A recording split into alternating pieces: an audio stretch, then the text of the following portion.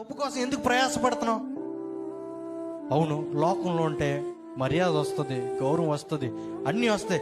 కానీ అసలైంది వదిలేస్తున్నావు కదా, దేవుణ్ణి వదిలేస్తున్నావు కదా. ఆ దేవుణ్ణి వదిలేస్తే నీ గమ్యం ఎటు? ఎక్కడికి వెళ్తావు? చనిపోయిన తర్వాత ఎక్కడికి వెళ్తావు? నువ్వు దేవుడిని వేత విసర్జించబడి ఉమ్ము వేయడం అంటే మామూలు విషయం కాదు. అది దేవుడు నిన్ను కాదంటే ఎవరి దగ్గరికి వెళ్తావు?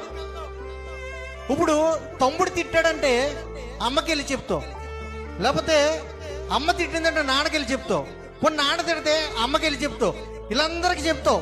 ఎప్పుడు? నీకు బాధ కలిగినప్పుడు. అసలైన సృష్టికర్తే నిన్ను తిట్టుకుంటే ఎవరికెళ్ళి చెప్తావు?